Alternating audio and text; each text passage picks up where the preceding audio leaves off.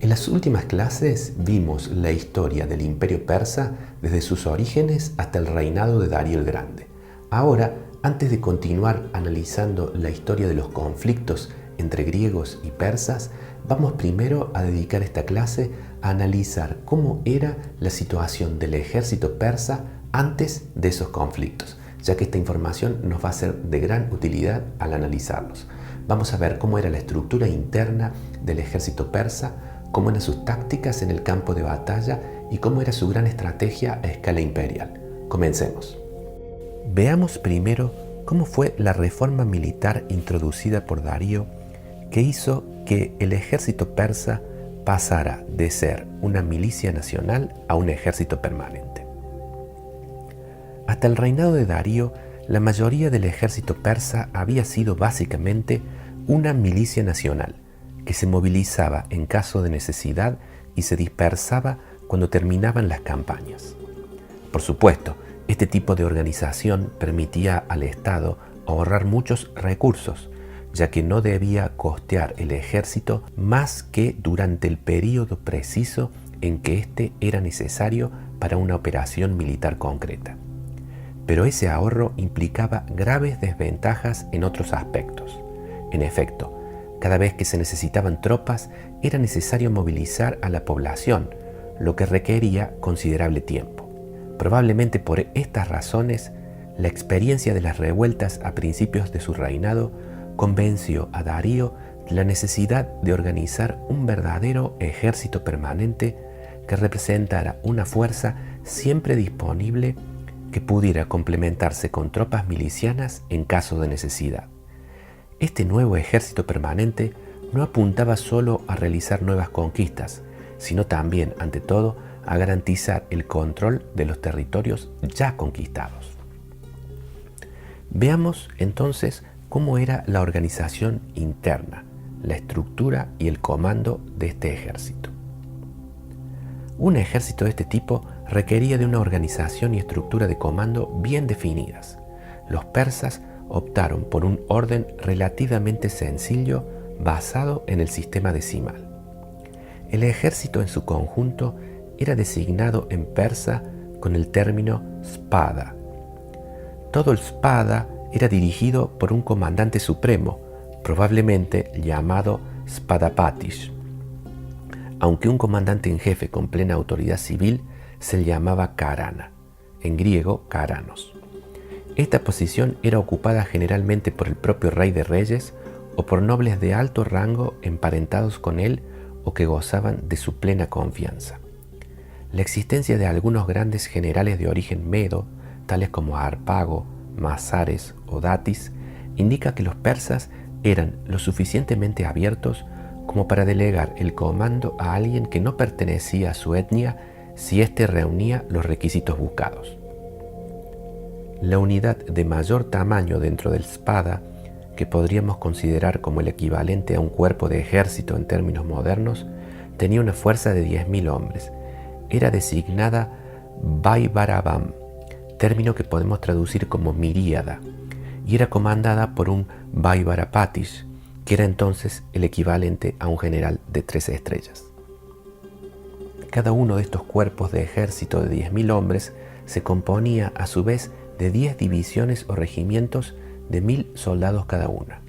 La división de 1.000 hombres parece haber sido la unidad operacional básica del ejército persa, y la evidencia indica que las tropas de cada uno contaban con vestimenta de colores particulares, generalmente muy llamativos y con estandartes que permitían una rápida identificación visual.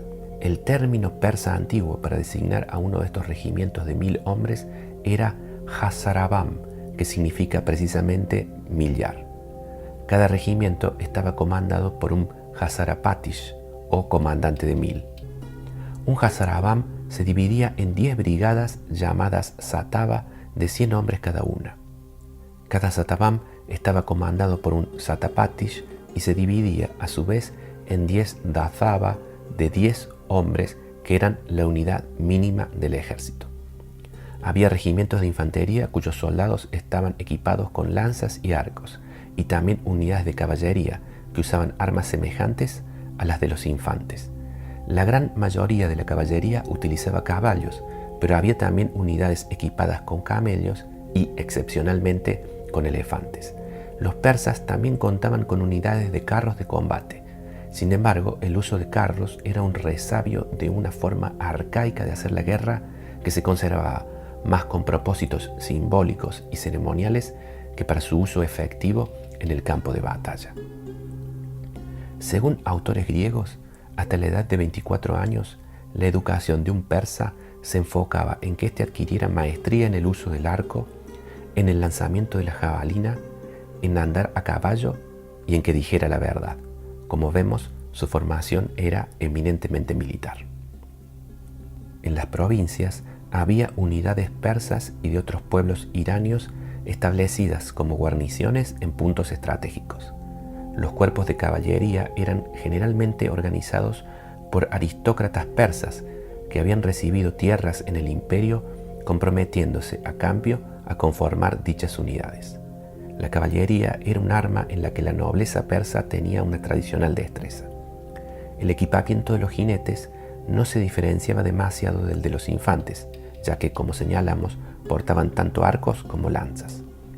La práctica de entregar tierras a cambio de servicio militar también se usaba con algunas unidades de infantería compuestas de campesinos a los que se arrendaban parcelas de las tierras de la corona. Tenían el deber de presentarse listos para combatir cuando eran convocados. Siendo un pueblo originario de la meseta iraní, los persas no tenían una tradición naval. Sin embargo, desde el reinado de Cambises, el imperio organizó su propia flota, cuyos barcos eran aportados mayoritariamente por las ciudades fenicias de la costa del Mediterráneo. Ese núcleo sería complementado, según la ocasión, con contingentes navales egipcios, chipriotas y de los griegos de Jonia. Los persas tenían la capacidad de reunir enormes flotas de 600 naves de guerra y cientos de transportes de tropas, como la que utilizarían en su ataque a Atenas en la Primera Guerra Médica. Trataremos de ello en próximas clases. Detengámonos ahora en analizar cómo era una unidad muy especial dentro del ejército persa, el cuerpo de élite conocido como los inmortales.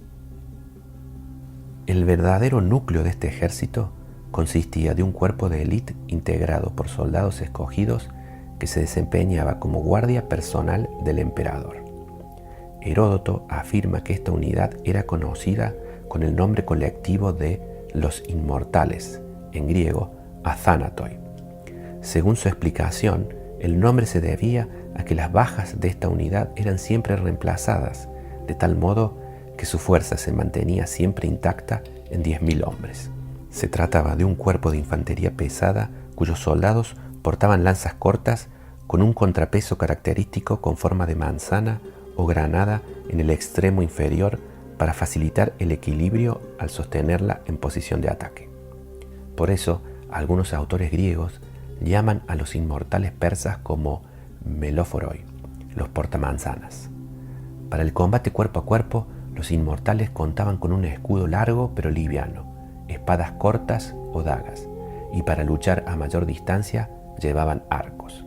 Su vestimenta era particularmente lujosa y llamativa. Filas de lanceros aparecen representados en los relieves de los palacios de Persépolis y en los ladrillos esmaltados de los palacios de Susa. Tradicionalmente, se piensa que se trata de integrantes de la Guardia Imperial, es decir, de los inmortales. Estas representaciones indican que los inmortales vestían una larga túnica y pantalones de lino. Otros testimonios indican que bajo la túnica a menudo llevaban una armadura hecha de placas de hierro delgadas y superpuestas.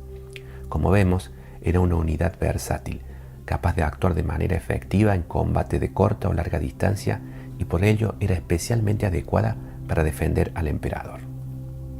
Veamos ahora cuáles eran las tropas auxiliares con las que contaba el ejército persa. El núcleo de tropas persas era complementado con contingentes aportados por los pueblos conquistados, organizados a partir de criterios étnicos. Los hoplitas griegos eran especialmente apreciados por los persas, por lo que era común encontrarlos en servicio como mercenarios o como contingentes nacionales. Como señala Heródoto, las unidades militares no persas contaban con sus propios oficiales autóctonos, pero estos estaban sujetos siempre al comando de generales persas que eran quienes contaban con el control táctico y estratégico real de todas las operaciones. En la última clase vimos un ejemplo de esta práctica, los soldados que las ciudades griegas de Jonia debieron aportar para las campañas persas en Tracia. La gran diversidad de contingentes étnicos tenía la ventaja de que el ejército imperial podía contar con distintos tipos de tropas especializadas en diferentes armamentos y formas de combate. Sin embargo, ello también podía en ocasiones representar una desventaja, ya que un ejército multiétnico y en el que se hablaban numerosas lenguas diferentes carecía de la cohesión y el compromiso que podían demostrar en el campo de batalla tropas con una identidad común. La estructura del ejército y la flota persa era entonces flexible, y el imperio tenía la costumbre de reunir para cada campaña un contingente específico de un tamaño y composición adecuado al objetivo que se pretendía alcanzar. Los autores griegos asignan a los ejércitos persas cientos de miles de soldados. Se trata de enormes exageraciones. Lo habitual era que los contingentes militares que los persas destinaban a una campaña específica estuvieran compuestos por algunos cuantos cuerpos de combate, es decir, que contaran con algunas decenas de miles de soldados, como veremos en nuestras clases sobre las guerras médicas. Pasemos ahora a ver las tácticas, es decir, cómo peleaba este ejército en el campo de batalla. Si bien eran muy eficaces en el combate cuerpo a cuerpo, el fuerte de las tropas persas residía en su capacidad de lanzar proyectiles, ya fueran jabalinas o, sobre todo, flechas. La destreza de los soldados con el arco y su uso como parte del equipamiento estándar de toda la tropa hacía que los persas tuvieran un poder de fuego generalmente muy superior al de sus enemigos. Sus tácticas se enfocaban, en consecuencia, en intentar sacar el máximo provecho de esas ventajas. Los persas utilizaban un orden de batalla típico del que no se apartaban. En la primera línea ubicaban a infantes equipados con grandes escudos para proteger a los arqueros. Detrás de ellos se encontraban unidades de infantería liviana y pesada, mientras que los flancos eran ocupados por la caballería. El comandante persa se ubicaba en el centro de la formación, inmediatamente detrás de las tropas, y ejercía el control táctico del combate mediante el uso de mensajeros y señales. Al iniciarse la batalla, los persas hacían caer una lluvia de flechas sobre el enemigo, manteniendo por varios minutos un ritmo muy veloz de disparo. Si el enemigo se dispersaba para intentar disminuir el daño causado por los proyectiles, era hostigado por la caballería persa, que atacaba los flancos para lograr que el enemigo se concentrara nuevamente en el centro, lo que garantizaba que los arqueros pudieran ocasionar el máximo daño. Una vez que el enemigo había sido debilitado de esta forma, se producía la carga de los lanceros persas, que buscaba quebrar la línea del enemigo y ponerlo en retirada. Cuando esto se lograba, la caballería era un arma muy efectiva para la persecución, siendo capaz de ocasionar grandes pérdidas al enemigo. Los persas combinaban estas efectivas tácticas con un uso inteligente del espionaje y la diplomacia. Intentaban siempre obtener la colaboración de al menos una parte del ejército enemigo, a la que se ofrecían grandes premios para incentivarla a traicionar a su bando. Ese fue, por ejemplo, un factor clave en victorias persas como las de la batalla de Leda o la batalla en la ciudad de Salamis en Chipre. Las tácticas persas demostraron ser muy efectivas contra otros ejércitos asiáticos, pero no lo serían tanto contra las tropas griegas. El armamento pesado de los hoplitas los protegía bastante contra los proyectiles persas, y la cohesión de sus falanges era efectiva contra las cargas, tanto de la infantería como de la caballería, como se demostraría en las guerras médicas. Pasemos ahora, por último, a considerar cómo era la estrategia y la logística del ejército persa. Al controlar el imperio más grande que el mundo había conocido hasta entonces, los persas necesitaban contar con una organización muy efectiva de sus recursos militares que les permitiera dominar a pueblos que, en conjunto, los superaban enormemente en número. El núcleo de la estrategia persa radicaba entonces en contar con guarniciones distribuidas por todos sus dominios para mantener el control sobre la población local. Esas guarniciones eran asistidas, en caso de necesidad, por reservas militares apostadas cerca del centro del imperio, en condiciones de enviarse a las regiones afectadas en caso de revueltas. La principal amenaza que enfrentaba el imperio en la etapa temprana de su historia, es decir, hasta los reinados de Darío y Jerjes, provenía precisamente de las insurrecciones internas y no de ataques externos, ya que en sus fronteras los persas interactuaban con pueblos con estructuras políticas laxas y fragmentadas que eran incapaces de montar grandes ofensivas. Por supuesto, estas condiciones cambiarían con el tiempo, pero de ello hablaremos en otra oportunidad. Durante su reinado, Darío avanzó en la construcción de dos ciudades reales, Susa y Persépolis, que serían los verdaderos centros de operaciones del imperio, desde los que se controlaba lo que ocurría en todos los rincones de los dominios persas. Para llevar adelante la construcción de sus impresionantes complejos de palacios, los persas movilizaron mano de obra, materiales y artesanos especialistas de casi todos los territorios bajo su control. Las ciudades reales estaban conectadas entre sí por caminos imperiales que garantizaban una comunicación segura y relativamente rápida entre ellas, ya que eran lo suficientemente anchos y nivelados como para ser transitados por carruajes. Estaban además equipados con puentes para asegurar el cruce rápido de ríos y otros accidentes geográficos, y contaban con un patrullaje regular que protegía a los viajeros de bandidos y asaltantes.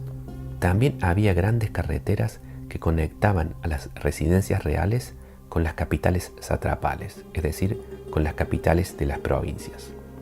En todos estos caminos se encontraban, a distancias regulares, estaciones de recambio que permitían a los viajeros que portaban los salvoconductos o permisos oficiales necesarios encontrar caballos o camellos frescos y provisiones para un viaje más rápido.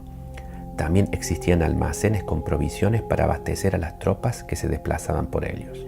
Particularmente famoso es el llamado Camino Real, descrito por Heródoto en sus historias, que conectaba a la ciudad real de Susa con la estratégica capital provincial de Sardes.